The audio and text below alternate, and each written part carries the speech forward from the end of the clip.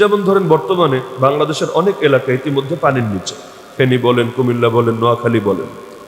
এগুলোর পেছনে যতটা না বৃষ্টির কারণ লুকায়িত, যতটা না স্বাভাবিক পরিস্থিতিগত প্রকৃতিগত কারণ লুকায়িত, তার চাইতে আরো অনেক বেশি লুকায়িত হলো এখানে ভারতের অবদান, দাদাবাবুদের অবদান। তো যেই সময় পানি দরকার তখন পানি না দিয়ে নদীগুলোকে মেরে ফেলছে।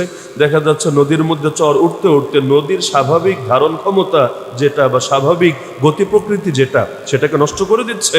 আর যখন পানির দরকার নাই, এমনি বন্যা বা এমনি বৃষ্টি, সেই সময় এত বেশি পানি ছেড়ে দিচ্ছে যেটাতে এলাকার পর এলাকা ডুবে যাচ্ছে। তো এই জাতীয় ক্ষেত্রে কেউ যদি ভারতকে দোষারোপ করে, ভারতকে দায়ী করে, এটা তার ঈমানের জন্য কোনোই ক্ষতিকারক না, বরঞ্চ উল্টা ঈমানের দাবি হলো অন্যায়ের বিরুদ্ধে প্রতিবাদ করা। 4 কারণে আল্লাহ এই জাতিকে শ্রেষ্ঠত্ব দিয়েছেন। এর মধ্যে একটা কারণ হলো অন্যায়ের বিরুদ্ধে বা অন্যায় কাজের বিরুদ্ধে সে নিষেধ করবে, বারণ করবে, প্রতিবাদ করবে। তো অন্যায় যদি নিজের বাপ করে সেটার বিরুদ্ধে প্রতিবাদ করো ঈমানের দাবি। অন্যায় যদি বন্ধু রাষ্ট্র, বান্ধবী রাষ্ট্র, যেই রাষ্ট্র গিয়ে করুক না কেন, অন্যায় সেটার বিরুদ্ধে বলা, এটা শুধু দেশপ্রেমের দাবি না, এটা ঈমানের দাবি। তো যদি এটার পেছনে তাদের অবদান থাকে, তাহলে সে যে ধর্মেরই হোক, খালি মুসলমান না, সে যদি হিন্দুও হয়, তাহলে এটার বিরুদ্ধে প্রতিবাদ করা তার নৈতিকতার দাবি, তার যুক্তির দাবি, তার বিবেকের দাবি। কিন্তু যেই ক্ষেত্রে এমন হয় যে না, এখানে অন্য কারো কোনো অবদান নাই, বরং পুরোটাই বৃষ্টি অনেক বেশি হলো, বৃষ্টি বেশি হওয়ার কারণে পানি অনেক বেশি জমে গেল, এরকম যদি হয়, ব্যক্তিগত এখানে কোনো কারণ নাই, বরঞ্চ প্রকৃতিগত কারণ, সেখানে এটার বিরুদ্ধে কেউ যদি বলে হাই কেন এত বন্যা হলো, এখন বৃষ্টিরে গালি দিতে শুরু করলো, আবহাওয়াকে গালি দিতে শুরু করলো, প্রকৃতিকে গালি দেওয়া শুরু করলো, এটাও তার ঈমানের জন্য ক্ষতির কারণ। আল্লাহ রাসূল স্পষ্ট বলেছেন, লা তাসুব্বুদ দাহরা ফাইন্নাল্লাহা হুয়াদ দাহরু, যুগকে গালি দিবা না, খবরদার, কারণ আল্লাহই হচ্ছেন যুগ। আল্লাহই যুগ, এর মানে কি? মানে হলো এই যুগ তো নিজে নিজে চলে না, যুগের পরিচালক আল্লাহ, যুগের নিয়ন্ত্রক আল্লাহ। তো যুগকে গালি দিতে যাবা না। অনেক সময় মানুষ ভালো করতে গিয়েও খারাপ কথা বলে ফেলে। আল্লাহ কি আর কাউকে পেল না? আমার দোকানে আগুন লাগাতে হলো। আল্লাহ কি আর কাউকে পেল না? আমার বাচ্চাটাকে মেরে ফেলতে হলো। আল্লাহ আর কোনো যুগ পেল না? এই ফিতনার যুগে আমাকে পাঠাতে হলো। হ্যাঁ, আমাকে যদি খেলাফতের রাশেদার যুগে পাঠাতো, আমাকে যদি নবীর যুগে পাঠাতো। এই কথাগুলো যারা বলে সাধারণত আবেগ থেকে বলে, কিন্তু আপনি যদি একটু নীরবে বসে চিন্তা করে দেখবেন, প্রতিটা বাক্য তার ঈমানকে হুমকির মুখে ফেলে। যে আল্লাহর কাউরে পেল না, আমার বাচ্চারে নিল, মানে কি? যে আল্লাহর জন্য এটা উচিত ছিল না, আল্লাহ অনুচিত কাজ করে ফেলেছেন। নাউযুবিল্লাহি মিন যালিক। আল্লাহর কাজের উপর কোন আপত্তি করার কোনো সুযোগ নাই। কোরআনে বলে দিয়েছে, লা ইউসআলু আম্মা ইয়াফআলু ওয়া হুম ইউসআলুন। আরে বান্দাদেরকে প্রশ্ন করা হবে, কিন্তু আল্লাহ যা কিছু করেন এর কোনো ব্যাপারে আল্লাহকে প্রশ্ন করা যাবে না। এই যে এখন বাংলাদেশে যে বন্যা পরিস্থিতি হচ্ছে, গতকাল নাস্তিকদের একটা পেজের মধ্যে তারা লেখালেখি করেছে যে গডদের অনুপস্থিতিতে বান্দারাই, মানুষরাই মানুষের পাশে গিয়ে দাঁড়াচ্ছে। নাউযুবিল্লাহি মিন যালিক। মানে বোঝাতে চাচ্ছে যে এই যে বন্যা হচ্ছে, গড তো নাই, গডদের মানে একেবারে আল্লাহ, ভগবান, ঈশ্বর যে যে নামে ডাকে না কেন, এরা অনুপস্থিত। এজন্য মানুষের পাশে দাঁড়ানোর কেউ নাই, এজন্য গডদের অনুপস্থিতিতে মানুষ গিয়ে মানুষের পাশে দাঁড়াচ্ছে। তো আকীদার ব্যাপারে যদি সতর্ক না থাকে, দেখা যাবে স্বাভাবিক একটা জিনিসকে কেন্দ্র করেই তারা মানুষের ঈমানকে হুমকির মুখে ফেলে দিয়েছে। আল্লাহ তাআলা তিনি পরীক্ষা করবেন। আল্লাহ তো জানিয়ে দিয়েছেন কোরআনে যে তিনি হায়াত এবং মওত সৃষ্টি করেছেন পরীক্ষা করার জন্য। তো দুনিয়া যদি পরীক্ষার জায়গা হয়, আল্লাহ সবসময় সুখ দিবেন এমন না, কখনো সুখ দিয়ে পরীক্ষা করবেন, কখনো দুঃখ দিয়ে পরীক্ষা করবেন, কখনো দিয়ে পরীক্ষা করবেন যে বান্দা শুকরিয়া আদায় করে কিনা, কখনো না দিয়ে পরীক্ষা করবেন বান্দা সবর করে কিনা। আল্লাহ রাসূল বলেন, আরে মুমিনের কপাল কতই না সুন্দর, যে মুমিনকে যদি কোনো উত্তম অবস্থা আক্রান্ত করে, উত্তম অবস্থায় সে পতিত হয়, সে আল্লাহ শুকরিয়া আদায় করে, এটাও তার জন্য কল্যাণকর হয়। আর যদি বিপদ তাকে পেয়ে বসে, এতেও তার লস নাই, সে সবর করে, এটাও তার জন্য কল্যাণকর হয়। আল্লাহ রাসূল ঈর্ষা করছেন মুমিনকে নিয়ে যে মুমিনের তো হারানোর কিছু নাই, সর্বাবস্থায় তার প্রাপ্তি। যদি সুখে থাকে শুকরিয়া আদায় করবে, এটাও তার জন্য প্রাপ্তি। যদি দুঃখে থাকে সবর করবে, এটাও তার জন্য প্রাপ্তি। তো এখন যদি বন্যা হয়, গোটা দেশ ডুবে যায়, এখন যদি ভূমিকম্প হয়, আমার বাড়িও যদি সেখানে ক্ষতিগ্রস্ত হয়, তাহলে এটার জন্য আল্লাহকে দোষারোপ করা জায়েজ আছে? আরে জায়েজ আছে? হ্যাঁ, আমি এই পার্থক্যটা দেখিয়ে দিলাম, যেটা প্রকৃতিগত কারণে হয় সেটার জন্য এটার বিরুদ্ধে নিন্দা করা না জায়েজ, হারাম। কারণ প্রকৃতিগত কারণে যত বড় মুসিবতে আসুক না কেন, সেটা নিন্দা করলে সেটা মূলত আল্লাহর নিন্দা হয়, সৃষ্টিকর্তা, নিয়ন্ত্রণকর্তা এবং পরিচালকের নিন্দা হয়। আর যেখানে মানুষের অবদান থাকে, যেখানে মানুষ এটার পেছনে কলকাঠি নাড়ে, সেটার বিরুদ্ধে প্রতিবাদ করলে ঈমানের ক্ষতি হওয়ার তো প্রশ্নই আসে না। উল্টো সেটার বিরুদ্ধে প্রতিবাদ করাই ঈমানের দাবি, সেটার বিরুদ্ধে প্রতিবাদ করাই দেশপ্রেমের দাবি, সেটার বিরুদ্ধে প্রতিবাদ করাই নীতি, নৈতিকতা, যুক্তি এবং বিবেকের দাবি।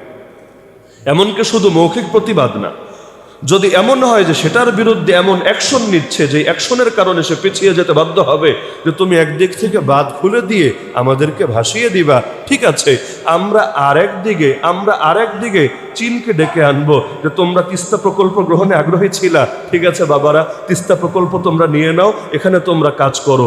এরপর দেখা যাবে দাদাবাবুদের এক একটা দিন কিভাবে কাটে, বড়ই টেনশনে পড়ে যাবে। আবার চিকেন নেক আছে, 7 সিস্টার্স আছে, কত কিছুই তো হচ্ছে। এগুলো নিয়ে কেউ যদি লিগ্যাল অ্যাকশনে যায়, জুলুম না, লিগ্যাল অ্যাকশনে যায়, সেটাকেও শরীয়ত কিছুতেই নিষিদ্ধ করে না। কারণ কোন অঙ্গ যদি পচে যায়, সেটার চিকিৎসা করার নাম উদারতা, সেটার চিকিৎসা করার নাম নৃশংসতা না। আল্লাহ রসুল সাল্লাল্লাহু আলাইহি ওয়াসাল্লাম চিকিৎসা করেন নাই?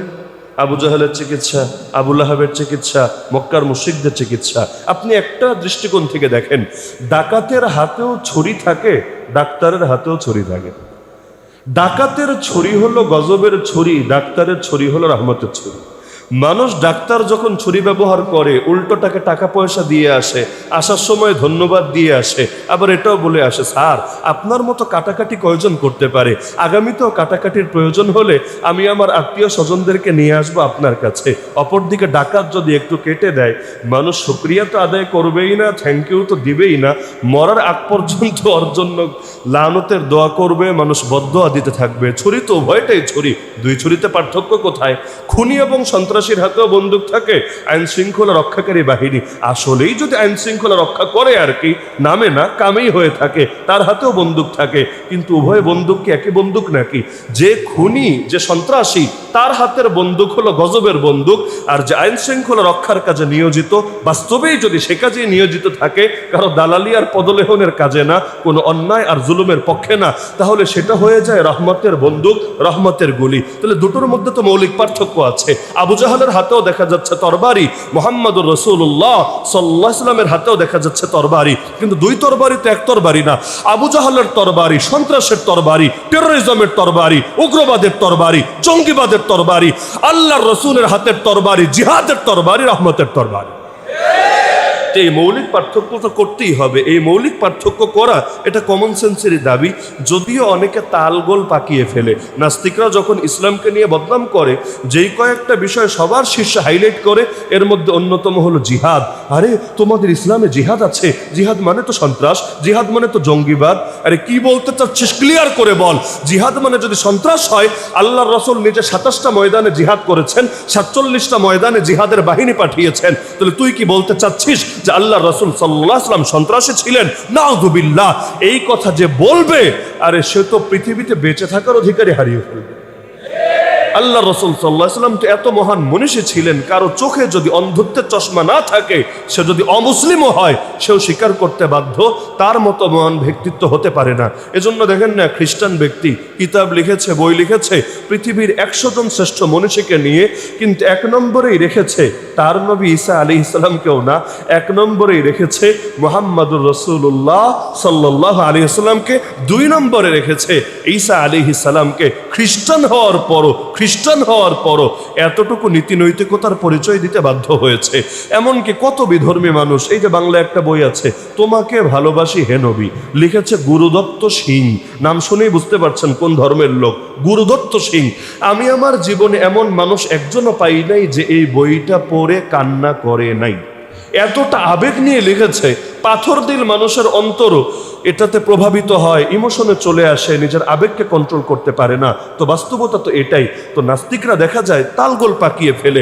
যদি জাতীয়তাবাদী লড়াই হয় বলবে এটা হলো মহান যুদ্ধ, আর যদি আল্লাহ রসুলের পবিত্র জিহাদ হয় বলবে এটা জঙ্গিবাদ, নাউযুবিল্লাহি মিন যালিক।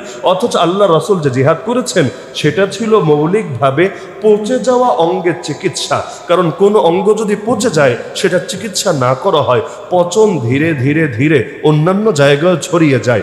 এজন্য ইসলাম কখনো মৃত্যুদণ্ডের বিধানও দেয়। ইসলাম মৃত্যুদণ্ডের বিধান দিয়েছে বলে ইসলাম আর শান্তির ধর্ম নাই, বিষয়টা এমন না, বরং শান্তির দাবি হলো এটা। যেমন সূরাতুল বাকারায় 2 নম্বর পারায় একটা আয়াত আছে, ওয়ালাকুম ফিল কিসাসি হায়াতু ইয়া উলিল আলবাবি লাআল্লাকুম তাত্তাকুন। হে জ্ঞানীরা, তোমাদের জন্য কিসাসের মধ্যে রয়েছে জীবন। কিসাস মানে বুঝেন? হত্যার বদলে হত্যা, জানের বদলে জান, অঙ্গের বদলে অঙ্গ। এই যে সমতার যে শাস্তি বা দণ্ড, এটাকে কোরআনের ভাষায় বলে কিসাস। ইসলামের যে কয়েক রকম সাজা আছে এর মধ্যে 1 নম্বর সাজার প্রকারই হলো কিসাস। মানে একজন আরেকজনকে মেরে ফেলেছে, বিচারক রায় দিবে এবার তোমাকেও মরতে হবে, জানের বদলে জান, প্রাণের বদলে প্রাণ। একজন আরেকজনের দাঁত ভেঙে ফেলেছে, সাজা দেওয়া হবে, তুমি তার একটা দাঁত ভেঙেছে, এবার তোমারও একটা দাঁত ভাঙা হবে, এই সমতার সাজা কায়েম করা হবে। তো এই কিসাসের মধ্যে দেখতে পাচ্ছি মরণ। আপনি একজনকে মারলেন, আপনাকেও মেরে ফেলছে, কিন্তু আল্লাহ বলে দিচ্ছেন কিসাসের মধ্যে রয়েছে তোমাদের জন্য জীবন। আপনি বলবেন হুজুর এটা তো অবাস্তব মনে হচ্ছে, কিসাসের মধ্যে তো জীবন দেখি না, কিসাসের মধ্যে তো মরণ দেখি, তাহলে আল্লাহর কথা মানবো নাকি বাস্তবতাকে মানবো? আমি বলবো বাস্তবতাকে মানবেন আল্লাহর কথার আলোকে। আল্লাহর কথার চাইতে বাস্তবতা বোঝার জন্য সুন্দর কোনো নীতি হতেই পারে না। কিসাসের মধ্যে জীবন কিভাবে? কারণ কিসাসের মধ্যে বাহ্যিকভাবে দেখা যায় এক লোকের মরণ, কিন্তু এক লোকের মরণ নিশ্চিত করার দ্বারা নিশ্চিত হয় সমগ্র মানুষের জীবন। কারণ অপরাধীকে যদি সাজা না দেওয়া হয় তাহলে সমাজের মধ্যে আরো বেশি অন্যায় ছড়াবে, আরো অনেক মানুষকে খুনের শিকার হতে হবে। তো বহুত মানুষকে খুনের হাত থেকে বাঁচাতে চাইলে এরকম খুনিদেরকে সর্বোচ্চ সাজাই দিতে হবে। তো ইসলাম এই সাজা দিয়েছে বলে ইসলামকে শান্তির ধর্ম নাই। যেমন ইসলামে শুধু জান্নাতের কথা বলে নাই, জাহান্নামের কথাও বলেছে।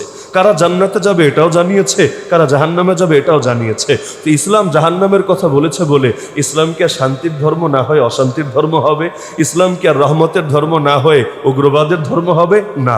কারণ যার জন্য জাহান্নাম প্রাপ্য তাকে জাহান্নাম দিলেই সকলের জন্য শান্তি সুনিশ্চিত হবে।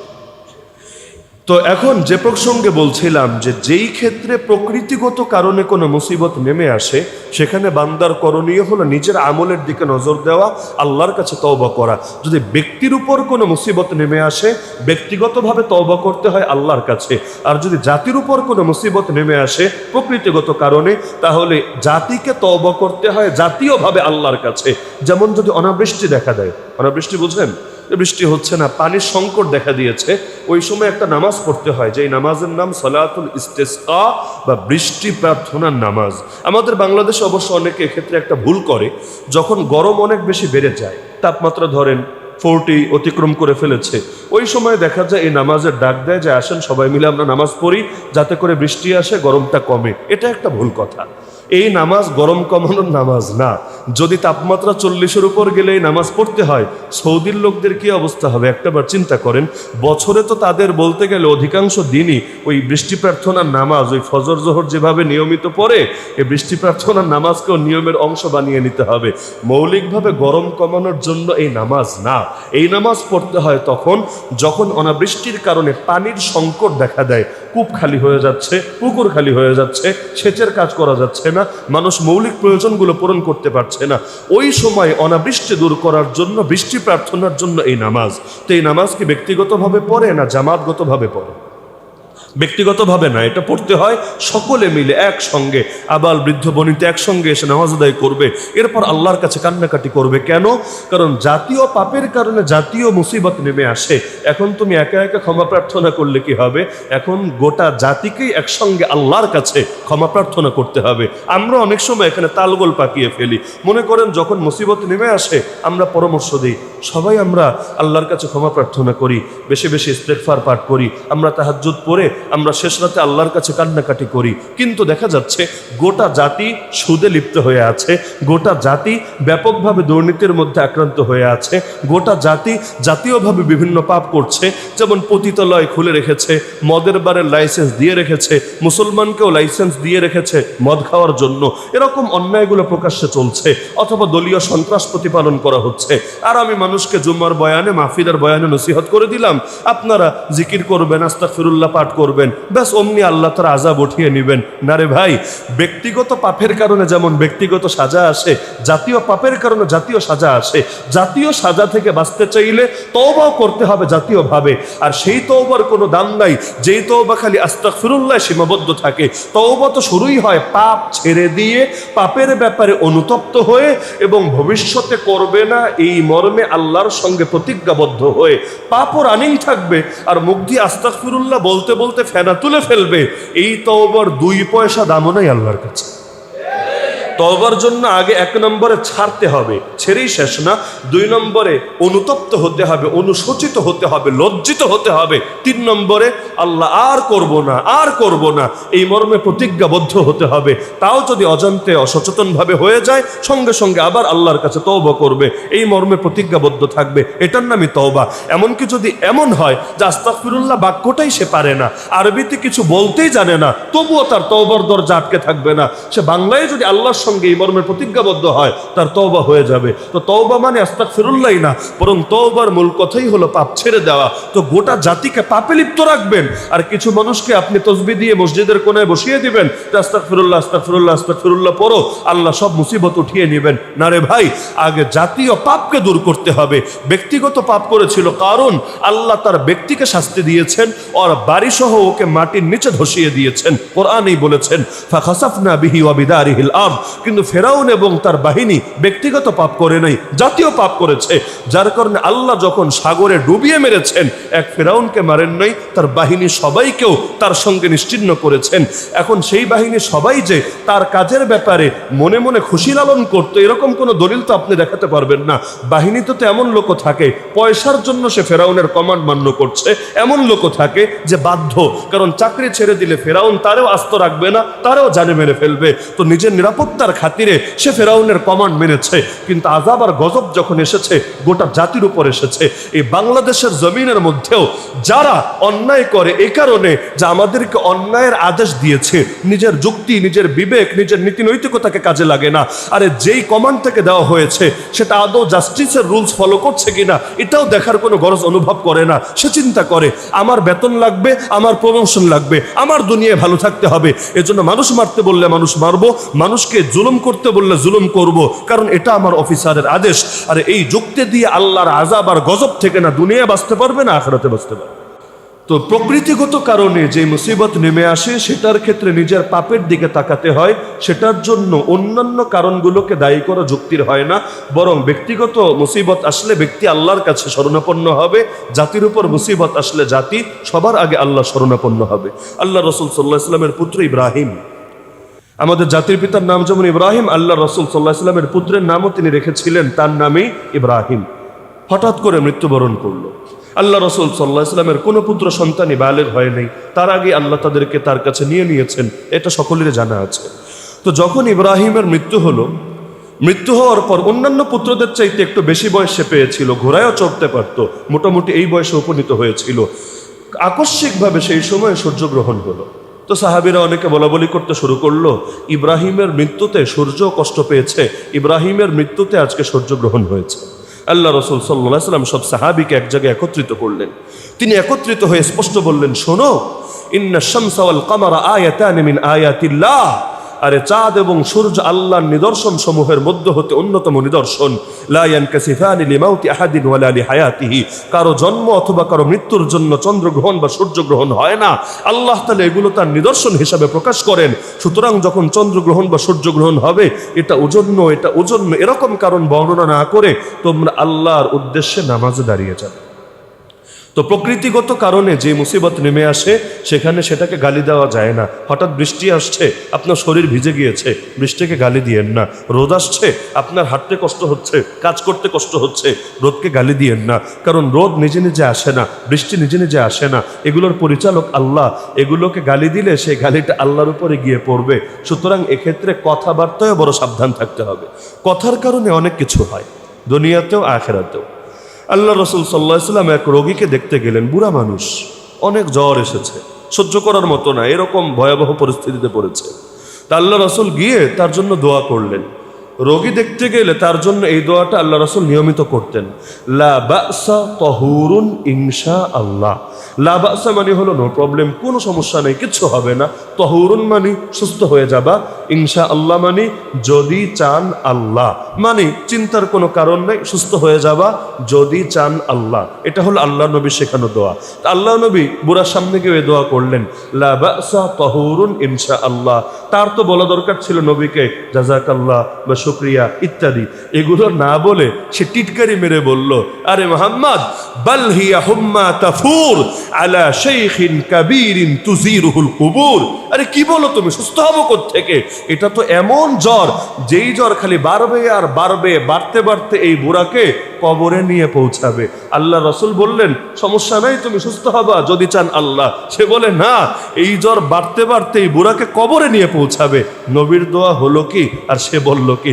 আল্লাহ নবী বললেন, ফা নাম ইজান, ঠিক আছে তাহলে এমনই হোক। মানে তুমি যেহেতু এটাই চাচ্ছ, ঠিক হ্যাঁ তাহলে এমনই হোক। এটা বলে আল্লাহ রসুল চলে এসেছেন। বাস্তবে জ্বর বাড়তে বাড়তে বেচারার মৃত্যু হয়ে গেল এবং ওই জ্বরেই সে কবরস্থানে গিয়ে পৌঁছে গেল। এখান থেকে আমাদের ইমামরা মূলনীতি লিখেছেন, আল বালা ও মুয়াক্কালুন বিল মান্তিক, কথার সঙ্গে বিপদ জুড়ে থাকে। কথা বলতে সাবধানে বলতে হয়। অনেক সময় গ্রামের মহিলারা সন্তানকে বদদোয়া দেয়, আসলে উদ্দেশ্য বদদোয়া না, উদ্দেশ্য ভয় দেখানো, তোর উপর ঠাড়া পড়ুক। এখন আসলে এটা চাচ্ছে না যে তার মাথার উপর ঠাডা পড়ুক এবং ঠাডা এসে মরুক, কিন্তু ভয় দেখানোর জন্য বা তার চুপ করানোর জন্য এই টাইপের বাক্য বলে।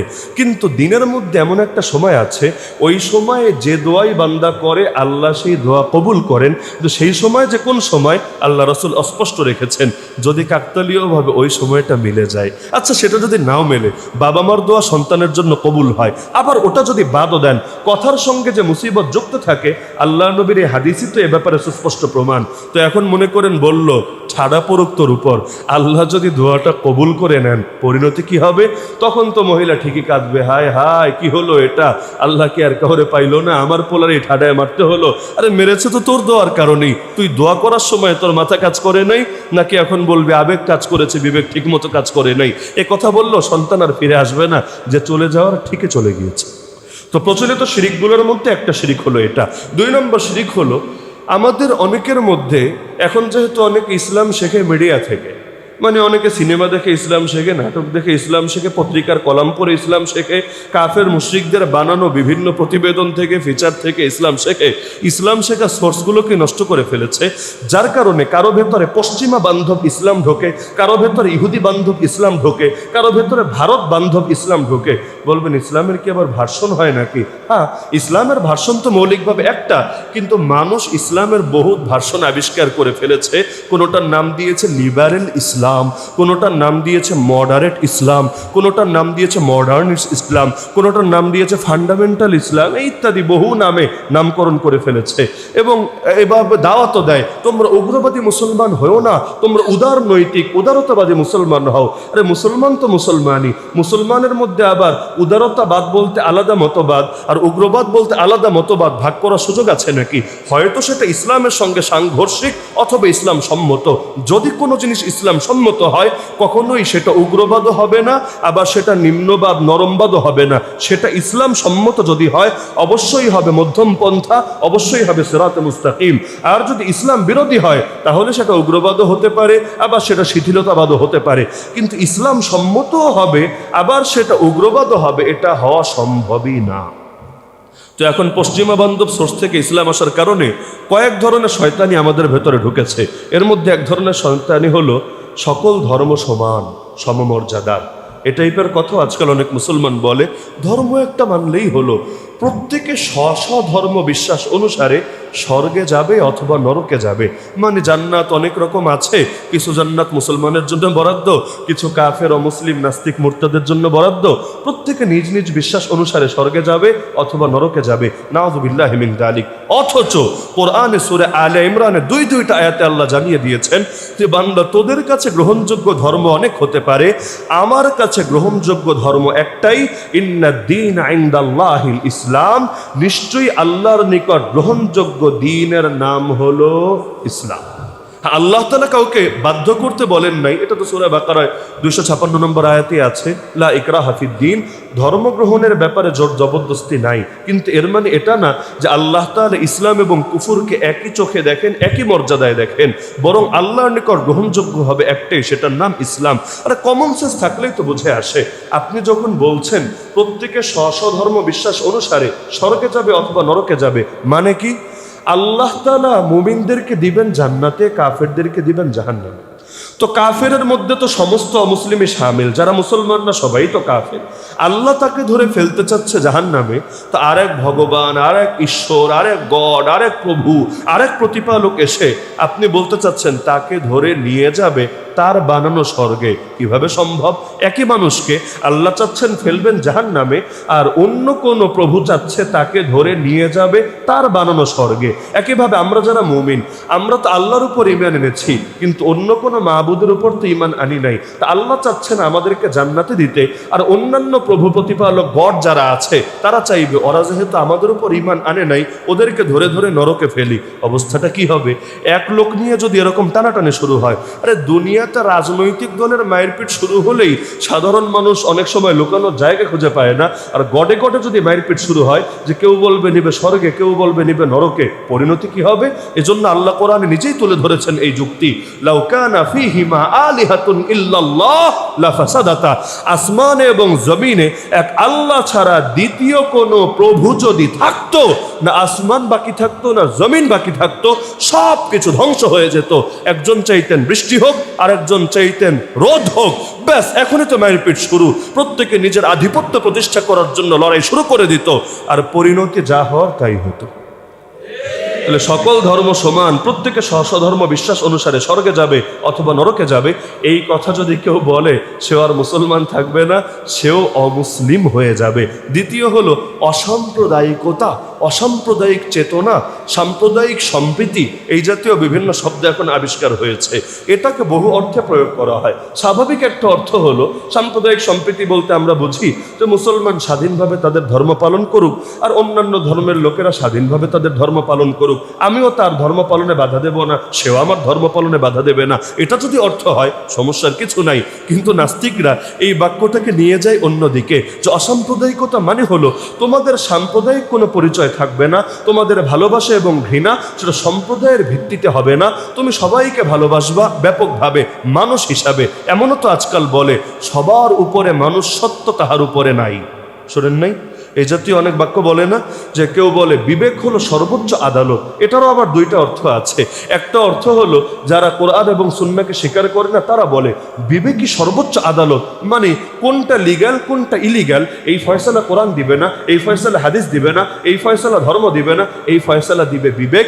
বিবেক থেকেই এটা নিতে হবে। সেকুলারিজম যে সারা দুনিয়ায় চলে এই মূলনীতির উপরই চলে, যে বিবেক এটাই ফয়সালা করবে, মানুষে মানুষের আইন বানাবে, মানুষে মানুষের জন্য কোনটা উত্তম সেটা নির্ধারণ করবে। আরে মানুষের বিবেক তো এক না। আমি যেভাবে ভাবি আমেরিকার লোকটা সেভাবে ভাবে না, ভারতের মানুষটা হয়তো অন্যভাবে ভাবে। কোনো দেশে ভাই বোনেও তো বিয়ে বৈধ, কোনো দেশে পুরুষে পুরুষে নারীতে নারীতেও তো বিয়ে বৈধ, আর কোনো দেশে তো মদও একেবারে প্রকাশ্যে ওপেন বিক্রি হচ্ছে, এটাকে নিষিদ্ধ কোনো বিষয় মনে করছে না, তাদের কাছে এটা স্বাভাবিক মনে হয়েছে। আরে আমেরিকায় নারী পুরুষ দেখা হচ্ছে, একজন আরেকজনকে বুকে জড়িয়ে নিচ্ছে, আবার কপালে হাতে চুমু খাচ্ছে, এটাকে দোষণীয় কোনো বিষয় মনে করছে না। ওরাও মানুষ, আমরাও মানুষ। এখন যদি ওই মূলনীতিকেও বাংলাদেশে প্রয়োগ করে, জামাই বউ ঘুরতে গিয়েছেন আর একজন এসে আপনার বউরে সালাম দিয়ে কপালে হাতে চুমু খেতে শুরু করে দিয়েছে, মার্কিনী সংস্কৃতি ফলো করে, ওর হাড্ডি গুড্ডি কি আস্ত থাকবে? তো থাকবে না। তো তাহলে কোন মানুষের বিবেককে আপনি মানদণ্ড হিসাবে গ্রহণ করবেন? আমেরিকার মানুষ না বাংলাদেশের মানুষ? আচ্ছা বাংলাদেশে সবাইকে একভাবে ভাবে? আরে প্রত্যেকে একে একভাবে ভাবে না। তাহলে মানুষ কিভাবে মানুষের জন্য কোনটা উত্তম কোনটা অনুত্তম নির্ধারণ করতে পারে? তো এই সেকুলারিজম, ধর্মকে আলাদা করো রাষ্ট্র থেকে, এই যে মূলনীতি, এই মূলনীতিটা এসেছেই বিবেককে কোরআনের চাইতে সর্বোচ্চ মর্যাদা দিয়ে। আমরা বলবো কোরআনই হলো সর্বোচ্চ আদালত, যেটা কোরআন হারাম বলবে সেটা হারামই, আমার বিবেক যদি সেটাকে হালাল বলে আমার বিবেকের চিকিৎসা করাতে হবে। এটাকেই আত্মশুদ্ধি বলে, এটাকেই অন্তরের রোগের চিকিৎসা করা বলে। তো অসাম্প্রদায়িকতা আবার কি জিনিস? মুসলমান মানেই তাকে ইসলামের পক্ষে সাম্প্রদায়িক হতে হবে। আগেই আমি বলেছি যে সাম্প্রদায়িকতার মানে এটা না যে অন্যকে তার ধর্ম পালনে বাধা দেবেন। যেমন জান্নাত আর জাহান্নাম দুইটা জায়গা। জান্নাত হলো সাম্প্রদায়িক জায়গা, মানে কি জান্নাতে তো নাস্তিকরা যাবে, তাই না? বেঈমানরা তো অবশ্যই যাবে, কাদিয়ানিরা তো যাবেই, অমুসলিমরা যাবে না? না, আপনারাই বলছেন যাবেন না। তার মানে জান্নাত হলো একটা সম্প্রদায়ের জন্য বরাদ্দ। কোন সম্প্রদায়? মুসলিম সম্প্রদায়, মুমিন সম্প্রদায়, ইমানদার সম্প্রদায়। জাহান্নাম কিন্তু অসাম্প্রদায়িক জায়গা। কিভাবে?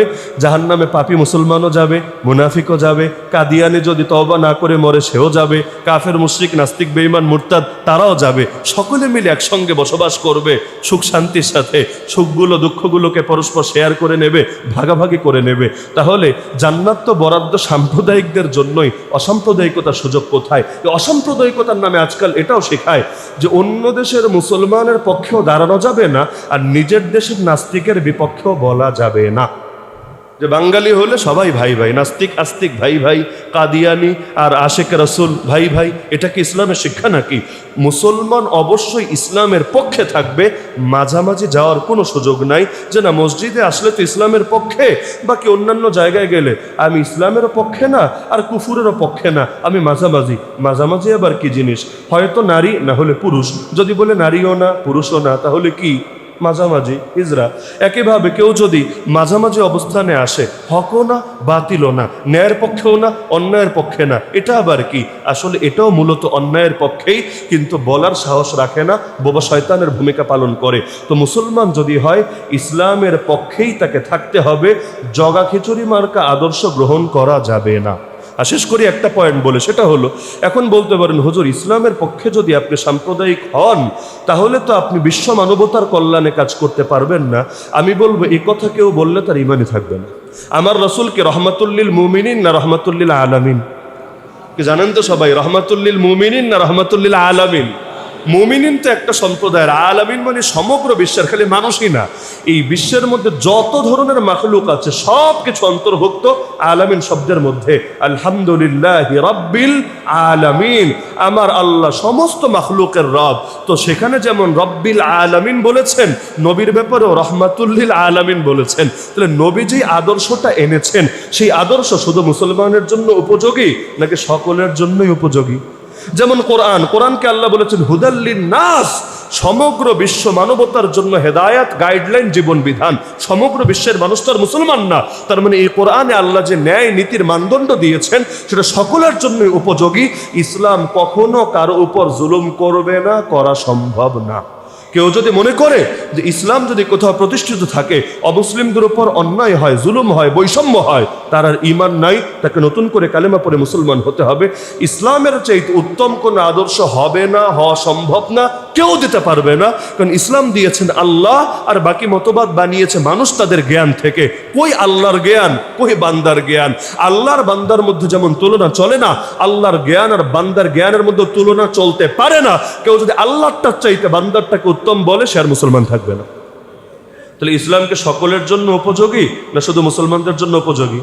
হ্যাঁ, এখন কেউ যদি বলে না তারপরও ইসলামের দিকে ঠেললে এতে অন্যদের অধিকার খর্ব হয় কিনা, আমি বলবো না, খর্ব হয় না। যেমন বাংলাদেশের রাষ্ট্রভাষা কি? রাষ্ট্রভাষা কি? বাংলা। কিন্তু বাংলাদেশে সবাইকে বাংলায় কথা বলে? আপনি খাগড়াছড়ি যান, বান্দরবান যান, পার্বত্য অঞ্চলগুলোতে যান, ওরা কি বাংলায় কথা বলে? বিপুল পরিমাণ মানুষ তারা বাংলায় বলে না। কি ভাষায় বলে ওটা আমি বুঝিও না, আমি জানিও না। এমনকি ওরা যদি আমার পাশে এসে আমাকে গালি দেয় আধা ঘন্টা, তো আমি বুঝবো না। হয়তো ভাববো আমার সুনাম করছে, আসলে আমার 14 গোষ্ঠী উদ্ধার করে ফেলছে, কিন্তু বোঝার মতো যোগ্যতা আমাদের নাই। এমনকি এক বাংলারও কত ভার্সন, চিটাগাঙ্গা বাংলা, আমাদের সিলেটের বাংলা, আবার নোয়াখালীর বাংলা, বরিশালের বাংলা, সবই তো বাংলা, অবাংলা তো না। কিন্তু বাংলায়ও তো কত পার্থক্য। তো ধরেন রাষ্ট্রধর্ম রাষ্ট্রধর্ম বাংলা। এখন কি পাহাড়িরা আন্দোলন করছে, কেন রাষ্ট্রধর্ম বাংলা দিলা, আমাদের অধিকার খর্ব হয়েছে, আমাদেরকে এর বিরুদ্ধে আন্দোলন গড়ে তুলতে হবে, এমন দাবি করছে? বা এমন দাবি যদি করেও আপনারা এটার সঙ্গে একমত হওয়ার সুযোগ আছে? না। আপনি জানেন এই দেশের অধিকাংশ মানুষ বাংলায় বলে, যারা অবাঙালি বাংলায় বলে না, ওরাও মোটামুটি থাকতে থাকতে পরিবেশের সঙ্গে বাংলা নিয়ে চলতে পারে, এতে ওদের মৌলিকভাবে সমস্যা হয় না। তো প্রত্যেকের হক তো একভাবে আদায় করা যায় না, তবে বাংলাটা দিলে অধিকাংশ মানুষের হক রক্ষা হয়। আর তাদেরটাকেও রাষ্ট্রভাষা বানালে পরে বিধিগিচ্ছির অবস্থা হবে, আমাদেরকেও তখন ওগুলো শেখার জন্য কোর্স করে করে মেহনত করতে হবে, না হলে ওদের দরখাস্ত, ওদের অ্যাপ্লিকেশন, ওদের আবেদন অনেক কিছু বোঝাই সম্ভব হয় না। তো রাষ্ট্রধর্ম ইসলামের ক্ষেত্রে এটা বোঝেন না কেন? রাষ্ট্রধর্ম ইসলাম বললেই অনেকের লেন্সের মধ্যে আগুন ধরে যায়, বলে হায় হায় হায়, এটা তো সাম্প্রদায়িকতা, এটাকে দূর করে দিতে হবে, এটাকে বিদায় করে দিতে হবে, বলে না? আরে বলে না? বহুত মানুষ বলে, এমন লোক বলে যারা ওয়াজ শোনে, এমন লোক বলে যারা নামাজ পড়ে, তারা ভাবে এর দ্বারা ইনসাফ কায়েম হবে। নাউযুবিল্লাহি মিন যালিক। জিন্দেগিতেও সম্ভব না। বরং ইসলাম একদিকে যেমন অধিকাংশ মানুষের প্রতিনিধিত্ব করে, তার চাইতে বড় কথা ইসলামী বিশ্ব মানবতার শান্তি এবং মুক্তি নিশ্চিত করে। এজন্য ওরা আমাদেরকে কি সভ্যতা শেখাবে? আমরা যেই সময়ে ছিলাম সভ্যতার সর্বোচ্চ শীর্ষে, ওই সময় ওরা ছিল মধ্যযুগীয় বর্বরতার মাঝে। ইউরোপের জন্য যেটা মধ্যযুগীয় বর্বরতার যুগ, আমাদের জন্য সেটা ইসলামের সোনালী যুগ। তো ওরা আমাদেরকে কি সভ্যতা শেখাবে? এই নারীবাদীরা মাঝে মধ্যে আন্দোলনে নামে নারীর অধিকার নিশ্চিত করতে। আল্লাহর কসম করে বলি, আরে আমার রাসূল তো এমন সময় নারীর অধিকার নিশ্চিত করে গিয়েছেন যেই সময় এই নারীবাদী আর নারীবাদীদের 14 গোষ্ঠীর জন্ম হয় নাই দুনিয়ার বুকে। তাহলে ইসলামের পক্ষে থাকতে কি সমস্যা? যদি মানেনি ইসলাম সর্বোত্তম, তাহলে ইসলামের পক্ষে যদি আপনি সম্পূর্ণ শক্ত অবস্থান গ্রহণ করেন, এটা মোটেও বেইনসাফি হবে না। এটাই ইনসাফ, এটাই যুক্তি, এটাই বিবেকের দাবি, এটাই বিশ্ব মানবতার কল্যাণ। সুতরাং সাম্প্রদায়িক আর অসাম্প্রদায়িক ওই বয়ানের নামে, হ্যাঁ একটা অংশ তো আমি কিন্তু স্বীকার করলাম যে সাম্প্রদায়িক সম্প্রীতির মানে এতটুকু তো অবশ্যই মানতে হবে, আমার ধর্ম পালনে আমি স্বাধীন, তার ধর্ম তার নিজের জায়গায় পালনে সে স্বাধীন, কেউ কারো জায়গায় গিয়ে বাধা দিব না, এতটুকু ঠিক আছে। কিন্তু এর মানে এটা না যে আমার পরিচয় মুছে দিতে হবে, আমাকে গোলালু হতে হবে, না আমি খাঁটি মুসলমান না আমি খাঁটি কাফের, এরকম মাঝামাঝি হওয়ার কোনো সুযোগ ইসলাম রাখে নাই। সর্বদাই হকের পক্ষে থাকতে হবে, দ্বীনের পক্ষে থাকতে হবে। তো এই শিরিক থেকেও আল্লাহ তাআলা আমাদের ঈমানকে হেফাজতের তৌফিক দান করুন। তো প্রচলিত আরো বহুত শিরিক আছে, ইনশাআল্লাহ আমরা আগামী সপ্তাহে এবং পরবর্তী যতদিন পর্যন্ত প্রয়োজন হয় বর্তমানে প্রচলিত কিছু শিরিকের ব্যাপারে আলোকপাত করবো ইনশাআল্লাহ। তো এখন সুন্নাত আদায়ের আগে মসজিদ কমিটি অতি সামান্য কথা বলবেন, এরপর ইনশাআল্লাহ আমরা সকলে সুন্নাত আদায় করব।